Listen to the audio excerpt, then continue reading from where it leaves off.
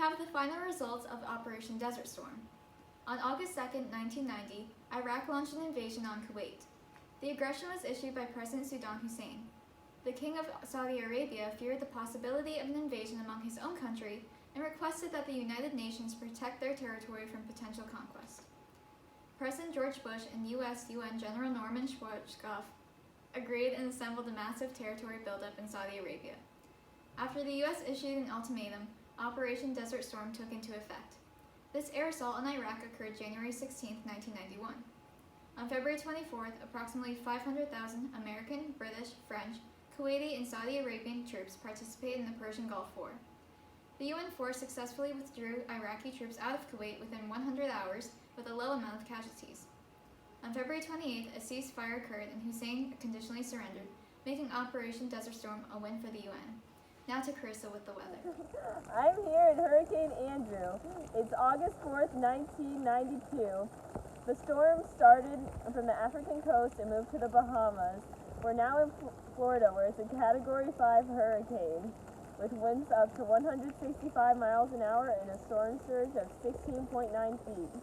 Over 1 million people evacuated from South Florida overnight before the storm hit. We are already seeing damage such as fallen trees in the Everglades and crop damage. There's been extensive damage to 25,000 of the houses in Florida, leaving 160,000 left homeless. The storm is next headed to the Gulf of Mexico and Louisiana.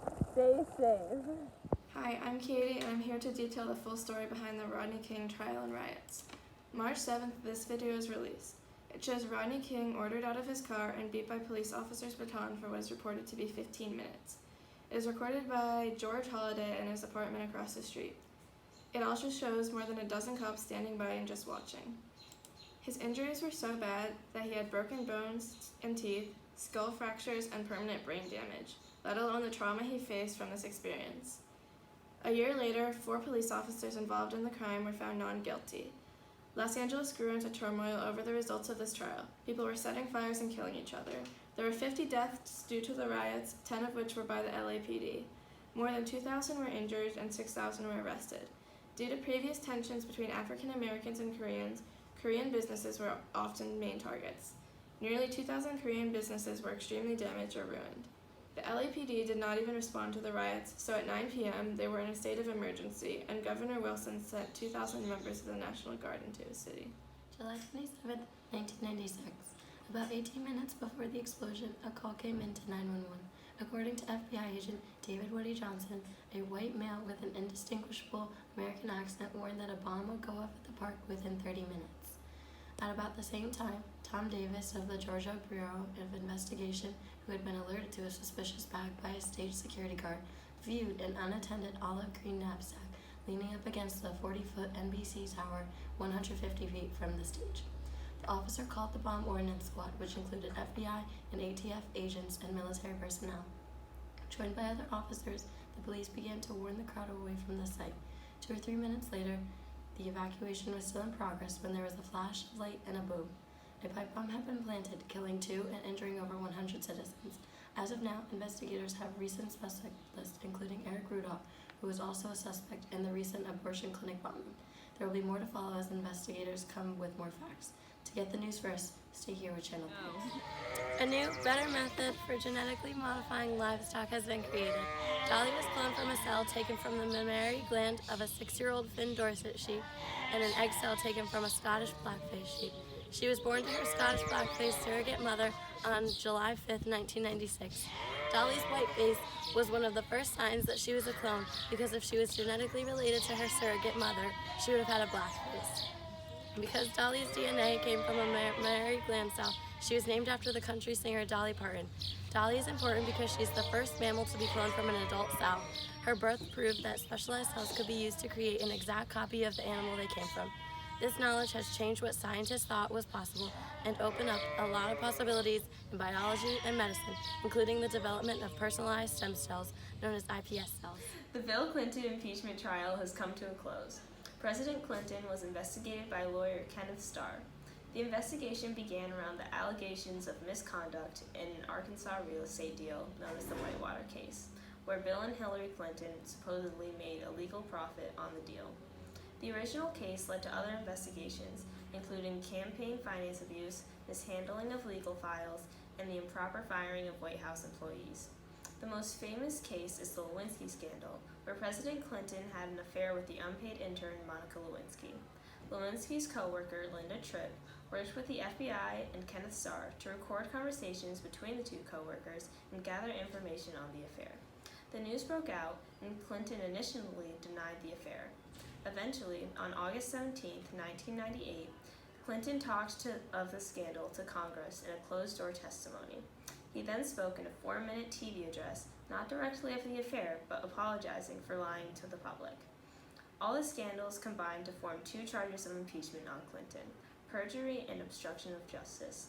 The trial began on December 19th of 1989, and on February 12, 1999, Congress failed to get the 2/3 votes needed to impeach Clinton, meaning he will remain in office until the end of his term. Breaking news. Hi, I'm Katie, and today is April 20th, 1999, and I'm here to report the events occurring at Columbine High School in Littleton, Colorado. 18-year-old Eric Harris and 17-year-old Dylan Colbold created the biggest school shooting thus far.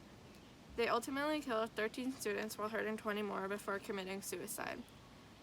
The plan began at 11:19 by entering the library dressed up in trench coats and targeting victims there.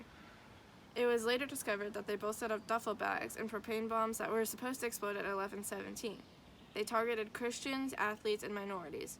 While others say that they randomly chose their victims as revenge for being bullied, they had a goal to kill the entire school. In November 1998, they convinced a friend to buy them the guns used and had been working for years on creating explosives. Klebold had written many notes about plans to kill himself, and a few days before the shooting, Harris faked a suicide after his prom date did not want to continue seeing him. They had set a bomb in a nearby park in order to distract the police, but when none of their bombs went off, they went into the school and began their shooting spree. Our prayers go out to the victims and family of the Columbine shooting. As we're nearing the end of our show, it's time for a 90s recap. We had a strange phenomenon that took over this decade: psychics. Now, these magical and spiritual fortune tellers trace back all the way to ancient Egypt. However, due to the inclination of Hollywood hype, it seems the more out of the ordinary and surprising, the better. Another strange concept that grew popular: cosmetic surgeries. That's right, medical procedures had gone from being just for health-related purposes to also being for personal reasons. Nearly 3 million plastic surgeries have taken place in the early 90s. Business casual days have also become more and more familiar, aiding women's fight to wear pants in the workplace. In fact, business attire in general has become less strict and formal, allowing for a more relaxed atmosphere for all. If you're wondering where to find a work-appropriate outfit for casual Fridays, retailers such as Gap and Banana Republic are now known as the perfect place to shop for those days. This decade has taken a step back from bright colors and glamour that was popular in the 80s. Neutral tones and elegance have been much more common. Iconic Friends star Jennifer Aniston is the perfect celebrity to pay attention to when it comes to style. Her straight, layered, and highlighted hairstyle has set the trends throughout the decade, as well as her love for slip dresses and sheer clothing. Bathing suits, too, have become more revealing. The tankini had been invented with the functionality of a bikini, but the coverage of a one piece. This, as well as the concept of mix and matching top and bottom bathing suits, has given more options for women. The 90s has been a decade of cultural acceptance and growth, and I'm sure this will continue in the 2000s. Thanks for watching.